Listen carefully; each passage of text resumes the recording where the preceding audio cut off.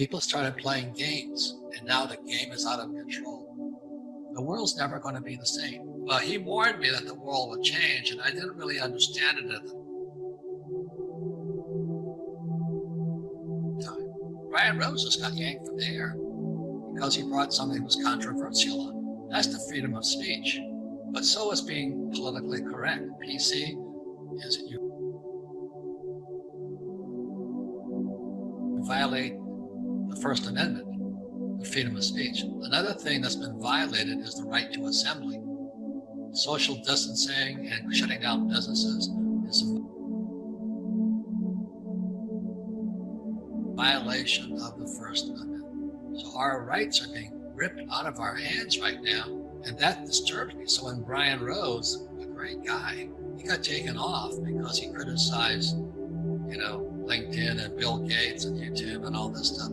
So that's what you got to be careful today, because freedom of speech is gone. The biggest crisis is the financial crisis. And your generation, the millennials, have been screwed. I mean, big time. I mean, if you understand how money is created, money is credit and debt. That's all it is. I mean, credit, debt, and taxes. That's what money really is. But they don't teach you that in school. So today, the reason the world economy is crashing goes all the way back to 71. But what happened in 71, they could just make fake money. They can keep printing fake money. And this is the US dollar. The US can keep printing fake money for a number of years. And the only way they could keep the economy expanding, they had to find people stupid enough to get into debt. I didn't have this as a kid. It was called a credit card. Now everybody has credit cards, but they never teach you how to use it. Why did they have a credit card? It's because they needed more money. So they keep expanding the economy. They keep finding people stupid enough to just get into debt. To give them credit cards and all this and say, well, you give auto loans. But I think the most dastardly thing for your generation was in 2009 when President Obama went to the banks and said, look, we need to get the students more into debt under the guise of you need to get a good education. I don't know if you understand money, but there's only 4.5 trillion in base money, M1. There's about 225 trillion in debt. That means it's only 4.5 trillion for 225 trillion in debt. The machine's going to stop soon. I don't know when, but it's going to stop. And when it comes to a stop, that's when my gold, silver, and Bitcoin will go through the roof. So going back to 1971, this financial crisis is now showing up. And it's your generation that will inherit a pile of duck doo-doo. Well, the people that will get hammered, I'm writing this paper right now, it's taking me 4 months because it's a tough paper. It's called The Brave New World. And what this corona crisis represents is we're going into a brave new world. As I said in prophecy, I said it'll come in 2016, but I didn't foresee. I started prophecy in 1999, but I didn't foresee quantitative easing and zero interest rates.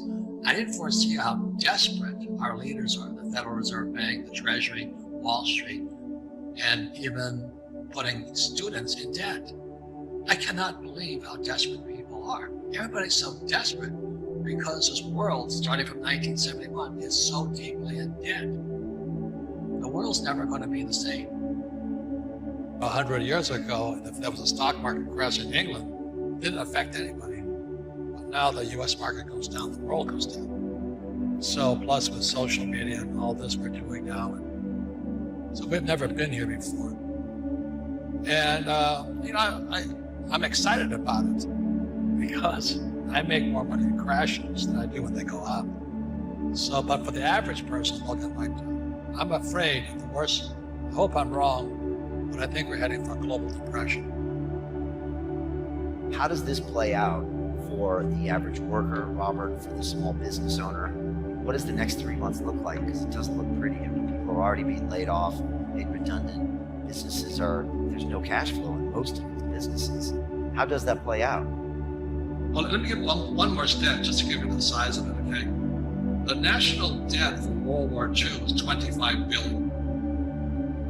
Every day today, every day they're printing 125 billion. Every single day, that's like 5 World War IIs per day. They're printing so much money to keep this, think of a hot air balloon with a tear in it. And they're doing desperately trying to fix this tear, but no matter how hard they try, the tear has gone beyond, it's coming down. So in financial terms, it's called our debt to GDP has now gone from 60 to 90 to 105, it's going to 120. We're bankrupt. And they're going to print more and more money, which means savers are losers, just as I predicted. Your money is going to be worthless in a few years. So my message is the same as some of your other guests. This is metamorphosis time. Financial education, in Rich Dad's terms, is really financial transformation. And the definition of metamorphosis is very important. Metamorphosis, the definition is the evolution or the transformation from an immature form to an adult form. An immature form to an adult form. Metamorphosis is the same as a caterpillar turning into a butterfly. And Fuller always said there's nothing to predict a butterfly inside a caterpillar. So everybody listening right now, if you're struggling financially, just think of yourself as a little caterpillar. And this crisis is your cocoon. The question is, what do you emerge as? You emerge as a victim, the world did that to me, and the capitalists are crook, and the rich are bastards, and all this stuff. Or do you say, oh, this is the best thing that ever happened to me? The same as my health. I am ground zero for the coronavirus. All that does is inspire me to get healthier. You're either going to get healthier and wealthier, or you're going to go bust. Your choice. It sits between your ears, your heart, your body, your mind, your spirit, your attitude. This could be the best thing that ever happened to you, physically, mentally, emotionally, spiritually, if you turn out into a butterfly, or somebody will step on you like a little worm. It's your choice. Now, if you're in trouble today, my message is not so kind. This is hard talk, not happy talk. The crisis is in your head. Now, that's the bad news. The good news, you can change the crisis by changing what's inside your head. And so I hate to brag, but I'm doing extremely well financially today, because as I was warning everybody, this crisis was coming. But it would be irresponsible of me to warn people of the crisis and not personally make changes myself. So right. The good news is the crisis is in your head. The bad news is in your head. The most important thing you can have right now is not job security, but meaningful work. So you and I don't need the money, but our work is meaningful. And it's our meaningful work that gets us through the hard times. So the good news is my company is sold out. We cannot keep up with product. The bad news is the supply chain shut down. But that's a good problem. We have tons of cash. I have gold, I have silver. And I do have challenges in the real estate market, but that's going to make me stronger. That's my only attitude I can have. Otherwise, I just cry and say, well, the government should take care of me. I need a bailout. I need a stimulus. So what can I do? I'm one of them. What do I do? Does it go back to employee, self-employed business owner, investor? Like, go find a business, go start a business, go reposition yourself career-wise?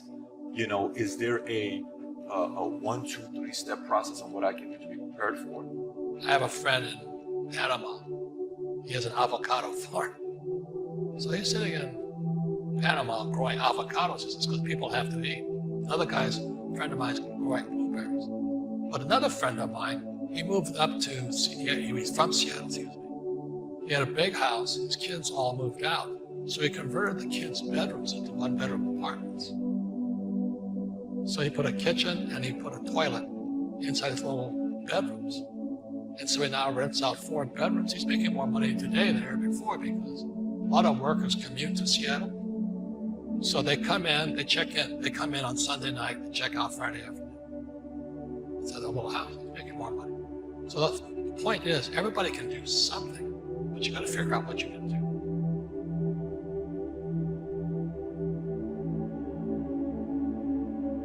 Well, the reason rich don't work for money is number one expense is tax.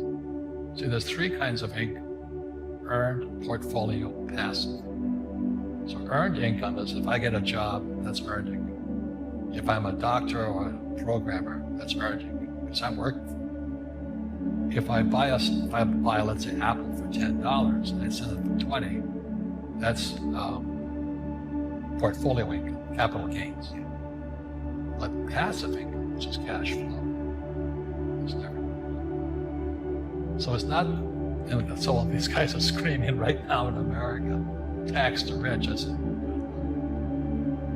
because most of the guys complaining, they don't know there's three kinds of income. And the rich don't have jobs anyway. They have assets. And so the average schmo out there, poor guy, sent the kid to school, they don't learn this. So that's why in Fake, as we were talking about it, there's a newspaper article about Jared Kushner, and he explains how the Trumps and the Kushners don't pay taxes and make millions of dollars.